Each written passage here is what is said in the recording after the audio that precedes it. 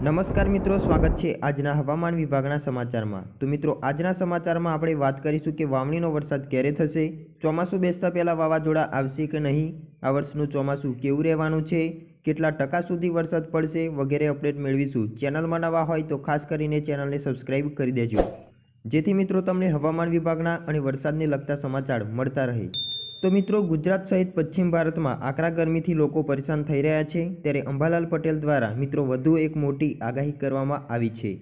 આજે ગુજરાતમાં છૂટાછવાયા વરસાદની આગાહી વ્યક્ત કરવામાં આવી છે। મધ્ય દક્ષિણ ગુજરાતમાં વાવાઝોડું આવવાની શક્યતાઓ છે। પંચમહાલ, મહીસાગર, દાહોદ અને છોટા ઉદેપુરમાં વરસાદની શક્યતાઓ છે, તો સુરત, તાપીમાં છાંટા પડે તેવી શક્યતાઓ વ્યક્ત કરવામાં આવી છે। રાજ્યમાં 15 થી 17 જૂનની આજુબાજુ નૈઋત્યનું ચોમાસું બેસી શકે છે અને અંદમાન નિકોબારમાં 17 થી 24 મે વચ્ચે ચોમાસું બેસી શકે છે। ચોમાસું બેસ્યા બાદ 20 થી 25 દિવસમાં નૈઋત્યનું ચોમાસું ગુજરાત પહોંચી શકે છે। અંબાલાલ પટેલે આગાહી કરી છે કે મે મહિનાની શરૂઆતમાં પણ પ્રી મોન્સૂન એક્ટિવિટી થવાની જે શક્યતાઓ છે। 4 થી 16 મેથી ગુજરાતમાં ફરી ગરમી પડવાની આશંકા છે। 10 થી 14 મે દરમિયાન ભારે વાવાઝોડા સાથે પ્રી મોન્સૂન પ્રવૃત્તિ ચાલી રહેવાની શક્યતાઓ છે।